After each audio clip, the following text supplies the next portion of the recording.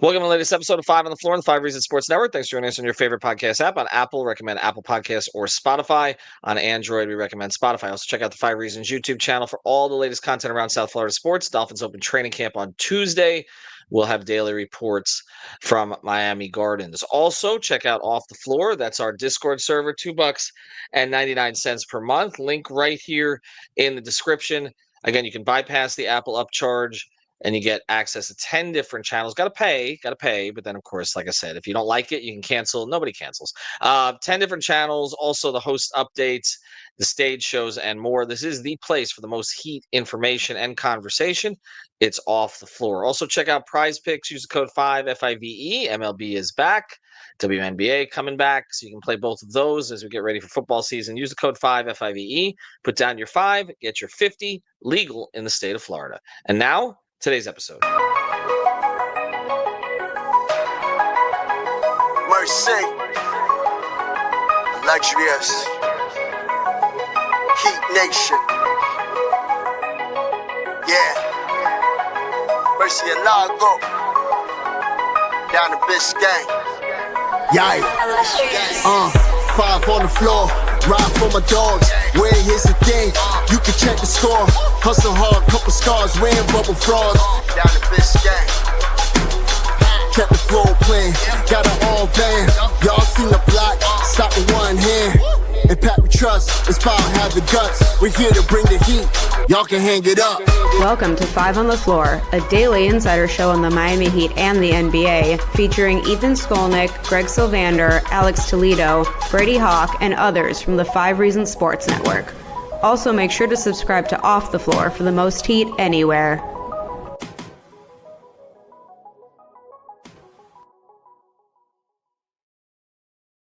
All right, welcome back to Five on the Floor. Here's today's floor plan. I'm Ethan Skolnick. You can follow me at Ethan J. Skolnick and at Five Reasons Sports. I got Bryan Fonseca. You can follow him at Bryan Fonseca NY. Check out all the episodes that we've done lately. Plenty up there about Summer League, about there's one about Eternal and I did something where we ranked players in the Southeast Division. I'm not really sure what that was about, but it's a fun listen. Check out everything else that we've done of late. Okay, Bryan is joining me today. We're just going to try to make a little bit of sense of this Terry Rozier situation. We have not done a lot on this. There were some recent developments where there was more reporting that came out. Although what we want to be clear on, and first thing, I'm going to start with this. Okay, we literally run an ad in just about every episode for, playing players over or under their numbers. Okay, this is part of sports now. Like this is a huge part of sports now. There's several several of these agencies that are legal in various states, and players now know when they're on the court that there are people out there who are rooting for them to either score a certain number of points, get a certain number of rebounds, get a certain number of assists, or not. Okay, so we're not going to ignore that.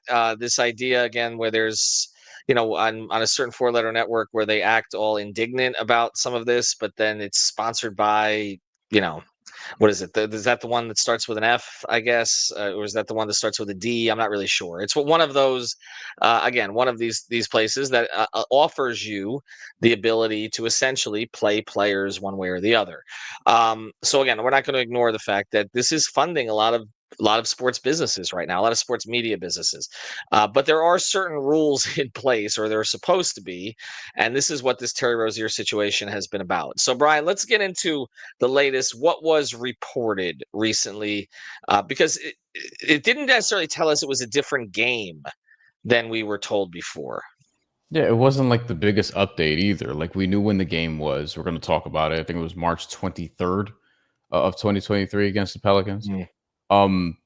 There wasn't. And to be clear, before you go on, he was not a member of the Heat at that time. He was a member of the Hornets. Charlotte. He was still with Charlotte. Okay. We'll get into that, but I mean that's really what it was. It was just, hey, this person, not Terry Rozier, literally somebody who has not been identified yet.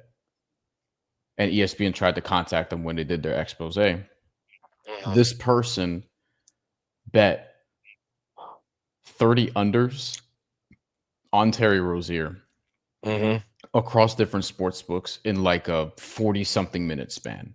like an alarmingly alarming amount of bets in a short amount of time, and was reading just this sports book, this sports book, this sports book. Um, and you mentioned the gambling part at the top. I work at Action Network. That is Mhm, betting content. mhm. You know what I mean? Like, Right. and One every of the reasons I'm single having you on. Right, every exactly. single show I do over there, every single article, it's like, bet responsibly, but not like tongue in cheek. Like, no, legitimately bet responsibly. Because Mhm, I've had people where, like, because we're doing betting content, I've had people DM me, hey, I lost $5,000 because of this, or I won $5,000 because of this. And it's like, listen, like, know your limitations. We have this has been legalized longer in Europe than in mhm, America, and we're to no surprise at all, we're worse at it because mhm. we have just more addiction over here, or whatever it is. But even statistically, like, yeah, like we have higher gambling rates reportedly, or gambling addicted rates, compared to Europe, which is not a surprise at all. And they have bet 365 ads on everything out there. You know what I mean? Like, I went to Spain in Mhm, March, and every other commercial on TV, and the rare time I was in my hotel, was a gambling ad. And I was like, damn, this is mhm. a lot over here. But it didn't seem to be as much of a problem over there. Um, and I think with this Terry Rozier situation, like right now, it's worth noting he is not being charged or cited. Like, there's nothing going on in terms of that Right. yet. It's still being looked into. The report earlier, that was my chair, excuse me. The report earlier Mhm, was he is not being punished for any wrongdoing. That's still true, but the investigation is still continuing. We don't know yet. We have three examples since betting has become legalized in this expansive way in the NBA of high profile cases. The most famous being Jonte Porter of the Toronto Raptors, who was banned mhm. by the NBA, but he was being an idiot. He was betting his own unders in a Right. Discord channel, telling people, "Yo, I'm going to come out of this game because of this injury that I'm about to have." On multiple occasions, they found Mhm. they found out, and that's what it was. And he's out. Malik Beasley is the other example. That one's still being Right. investigated, but it's gone to the point where the whole reason Duncan Robinson is in Detroit is because Mhm, Malik Beasley, like, stiffed his barber or his dentist and all mm, these different things. mhm. And like he's got like issues, like serious issues. The Terry Rozier thing, we don't really know to what level is there any involvement from him. And here's the thing, Ethan, that hasn't been made clear, that no one's sort of saying out loud yet, because people just look at this and they're like, "Oh, Terry Rozier's guilty. Cool that he can get out of this Mhm. contract," and all these different things. And it's like, well, there's a couple things here. On one instance, and we're gonna pull up the game log just to ensure people like really understand the magnitude of like this specific game in this specific instance, because I don't think there are things that people have caught yet in this Okay, and game.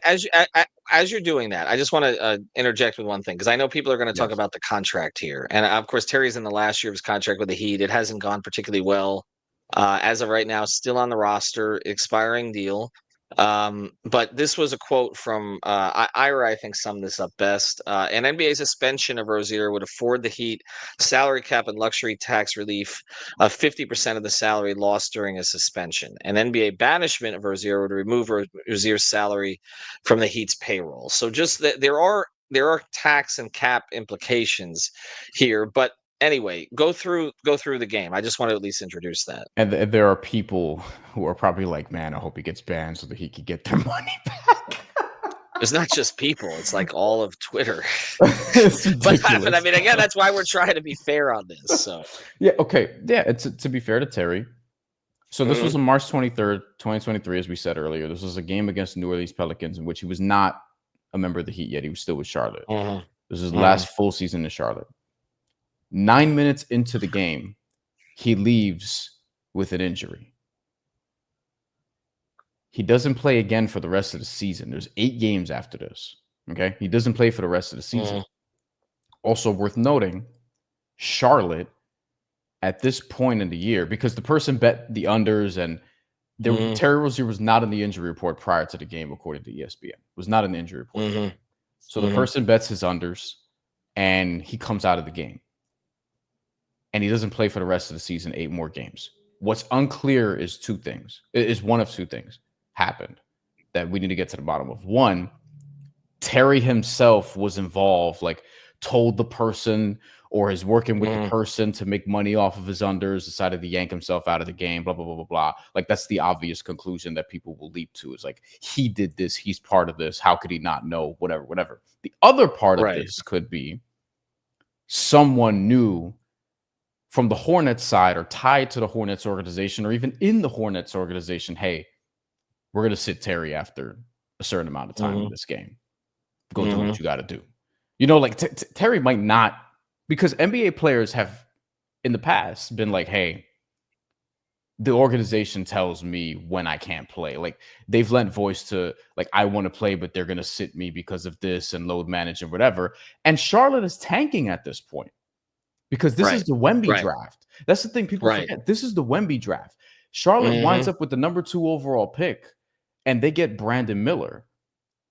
And this is right ahead of Mhm. the Wemby draft. By the way, they go 4-4 in the 8 games Terry Rozier misses down the stretch, which for that team that finished well below 500 is actually pretty They good. They didn't wanna actually, finish that. They didn't wanna do that well, I'm sure. yeah, Right? they won the next 3 games in a row after he sat. So, I mean, the tanking could have backfired from that regard because again, Mhm.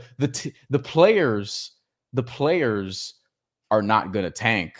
The organization is going to tank. The players generally like they're going to play hard, especially because by the end of the year, if you're on a shitty team, you might be a guy on a 10-day contract, or you're on a two-way and Mhm. you're starting. Like you're trying to like make yourself somebody in this league. And if you look at some of the lineups Charlotte was putting out there at that point in time, like the very next game, Terry Rozier did not dress, did not play, and they're starting Zvi Makaliu. How do you pronounce the name? Zvi. Remember him? He Not used to play with the Sterling. Lakers and the Yes. Pistons. Like he Yes. was Yes. starting in the next game. Dennis Smith Jr., who was like a retread and a retread, like multiple times at this point, was starting. Nick Richards, Bryce McGowan was playing 23 minutes. Like this is what Charlotte was putting out there. So they were not trying to Mhm. win games either. So I think it's reasonable to look at like, okay, who actually is involved here? Like that's what we have to know, whether it's Terry's side or whether it's Charlotte's side or potentially, somebody else with intel. Mhm. Okay. Okay, so all of this playing into it. First thing, I I know Heat fans are gonna have a chuckle. Well, they took Terry out and they won 3 straight games. But That's again, funny. It is funny. It's admittedly Te funny. Terry was a pretty efficient player for them, at times over this, which is what attracted the Heat to trade for him in the first place. So I don't think it was exactly the same Rozier that we saw this past year. By the way, just Can I just point for this out go real ahead. quick? Can I Yeah. just point this out real Hmm. quick? He was playing really well before that. Yeah. Like that's the other thing. It's like like with the context of this, he had an 11 game stretch before this where he has 20 or more points in all but 2 games. And Hmm. there's 50% shooting here, 52% shooting here, 45% shooting here. Like he's playing pretty well. And, they were 4-7 during this stretch in the 11 games leading up to it. Actually, they had a 5-game winning streak in February. One of those games was against the Hmm. Heat. No surprise. Um, Right. at home, like Terry Rozier was also playing well during the stretch. I'm trying to pull up the averages here, but basketball reference is lagging, but it is what it is. But just take my word Right. for it. Right. Like I said, I mean, the level that Rozier played at last year was a lot lower than the level he's played at previous, and we'll see if he can get back to any kind of a playable level this year. I will say he's, just following him on social media and stuff. He seems to be in pretty good spirits through all of this, spending a lot of family time, that sort of thing. But again, we'll see how he comes back to camp if he is coming back to camp. All right, so we're gonna get into the possible repercussions of this on the other side. But we wanted to do this episode to clarify that just because somebody's name is mentioned in these reports doesn't necessarily mean, even if there was wrongdoing, that he was the one to commit the wrongdoing. Again, it could be somebody who knew what Charlotte's plans were, or something else along those lines. And the biggest issue here is, in my view, beyond just the player numbers and all the rest of this stuff and stats, is or props or whatever you want to call them. The bigger issue is the tanking situation here, that teams are in positions where that players are going to be shut down, and fans are basically betting on that. All right, before we go any further though, do want to mention a great sponsor of the 5 Reasons Sports Network, our friends over at Real Estate Shop. You can find them at Real Estate Shop FL.com. That's Real Estate Shop FL.com. Just had a bunch of open houses over the weekend as well. Amanda, Javier, they will do a terrific job for you. We know the South Florida real estate can be complicated, especially now. A little bit more inventory than there used to be. Market's changing a bit, and interest rates, of course, have not really gone down. So if you're selling your house, you need to take that into consideration on what buyers might be looking for. But also, if you're buying a house, that certainly plays into it. So plenty of places in South Florida you might want to live. They know all of them. So check them out. Amanda and Javier, Real Estate Shop FL.com. That's Real Estate Shop FL.com, or the Fort Lauderdale Realtor on Instagram.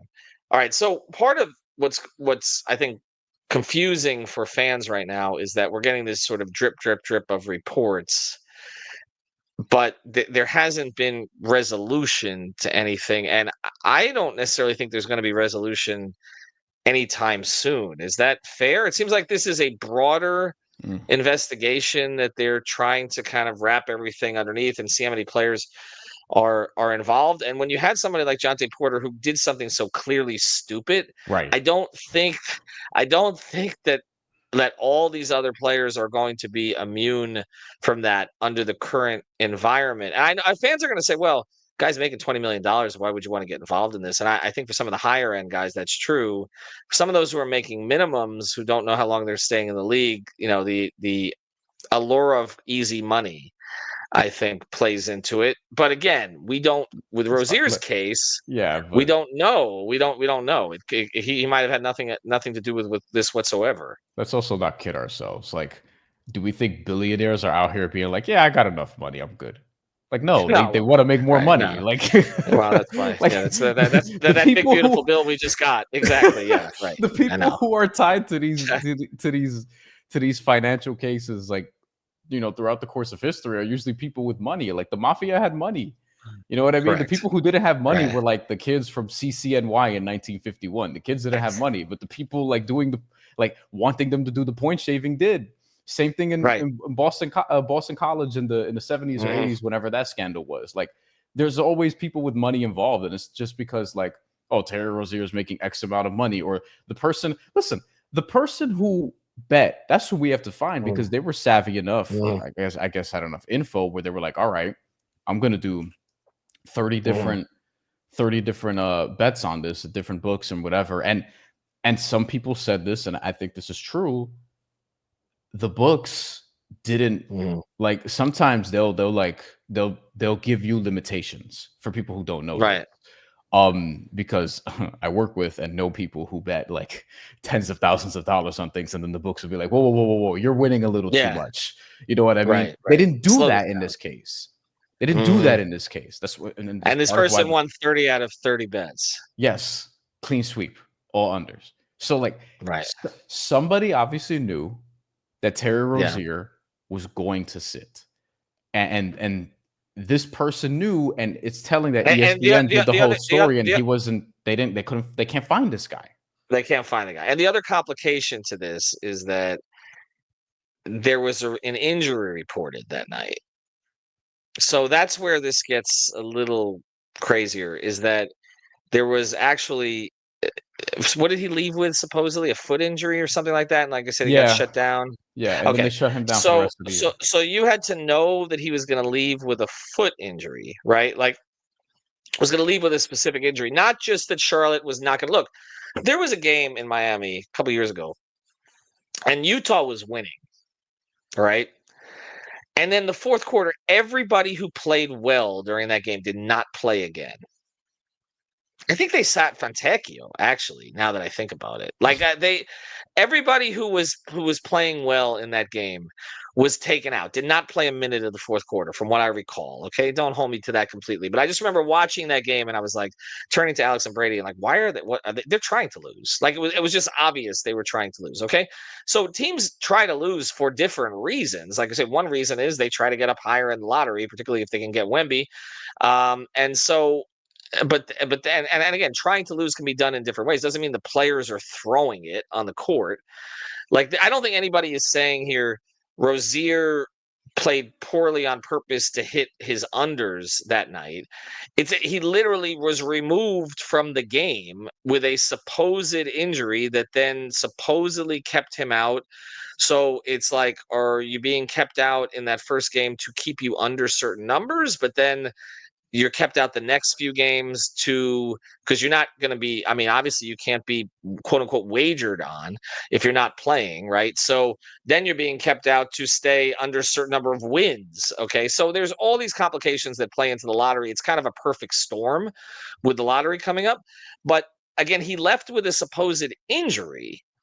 Okay, and I'm sure that if he's been questioned on this, that he's been asked about that specific injury, as have others involved, because you had to know not just that the Hornets weren't going to play him a lot of minutes, but that he was going to leave at a specific time before he got those numbers, and that there was going to be an injury reported to kind of cover for it.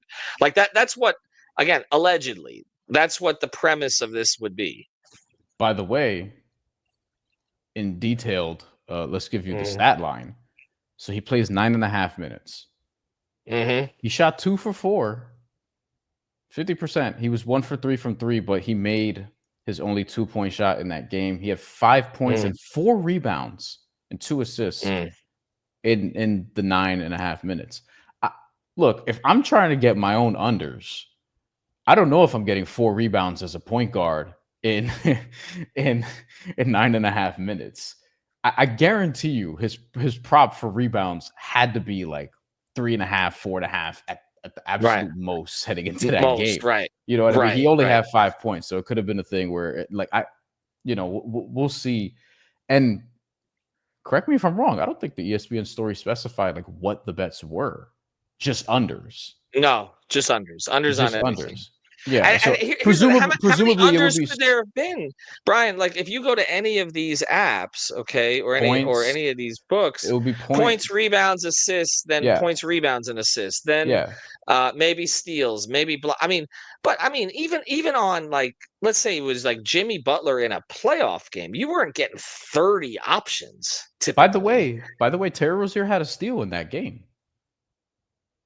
Right. His steals prop, if they had one available, would have been 1.5. I guess those who think he's guilty would say, well, the ball was actually thrown to him or something like that. I mean, how do you even do this? Is why, again, I appreciate you bringing this perspective to the table, because I just think it's very difficult for a player, unless a player to stop accumulating statistics, unless you're deliberately too obvious. Unless you know you're gonna pull yourself and you're like, let me show them I'm trying hard so that they don't suspect anything before I get pulled, right? Like, unless it's one of those cases, right? But there's more unders than that. So you have points, rebounds, assists, and you have points, rebounds, assists put together. Then you have points plus rebounds. Then you have points plus assists. Points plus assists. Then you have assists steals. Plus rebounds. Then you have steals. Then you have turnovers. Why are there even this many on a game between, what was it, Charlotte and whatever, and the Pelicans? I mean, this is game, and the Pelicans, a game nobody cares about. You have 3-point makes.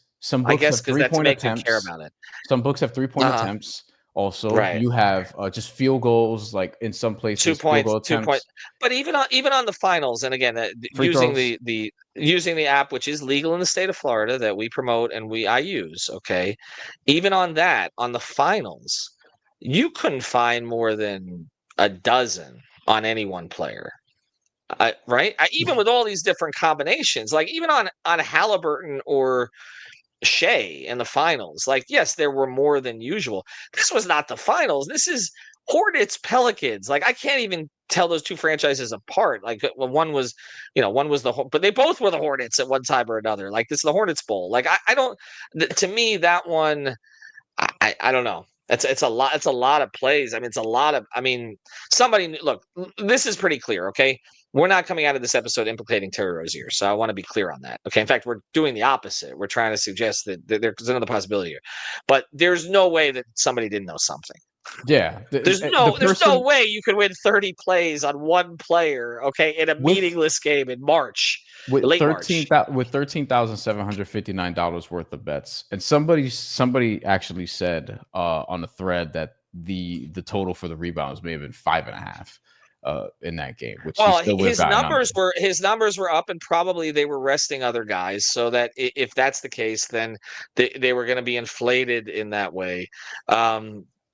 But yeah, I mean, I guess where we leave this, okay, LaMelo was there's going to out, be by the way. LaMelo Ball was well, out. that's the other reason. That's the other reason, and so Mhm. there's more shots. So okay, so this is somebody who, again, if it's somebody who knew something, and we're not implicating Rozier, if this is somebody who knew something, because clearly the person who knew something, we're implicating that person because there's no way you can hit on 30 out of 30. Okay, I'm sorry.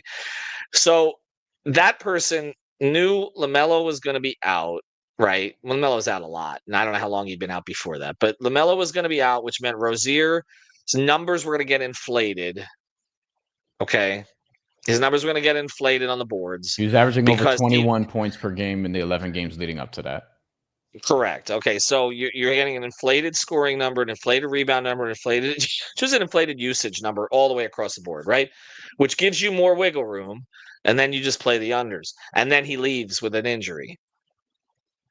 I mean, you can't know he leaves with an injury, and that's the part of this that I think Who can't is know? why people well, the person who's placing all these bets, right? No, Well, he could. But that's what I'm saying. It's like okay. he could know ahead of time that Terry Rozier is going to get pulled. Pulled, right? Like, that's the whole, that's his Charlotte makes whole up thing. I know, but then and Charlotte makes up an excuse for it by saying he's got a foot injury and then sits him the next 7 games. Or he just tells Charlotte, "Yo, my foot." Like, it depends on. But this is why we need to know who the better is and what this person knows and who this person knows. Because it's either you got the information from Terry or his camp or whatever, where Terry's like, "Yo, I'm gonna do this." Or you got this information from somebody closer to the organization where we're like, yo, we're going to sit Terry because we're tired of him averaging over 21 points and we need a tank and we're trying to get this number 1 overall pick. And then they won 3 straight games anyway. But like somebody from either Terry's side or Charlotte's side has to know this, because otherwise we don't know where this dude is getting this information from. And that's what we need to figure out. And also my question is like, all right, if it's Terry, then we kind of know what happens there. We kind of know what the punishment looks like. And the NBA obviously wants to continue to set precedents and set examples here, Jonte Porter being one of them. If this is Charlotte, I wonder what happens. And do they just try to identify the person and just punish the person and not necessarily the organization? Maybe they find them. I don't know. Right. But like this is what we have to figure out. And I'm not trying to say like Charlotte's definitively guilty, Terry Rozier's definitively guilty. We don't know.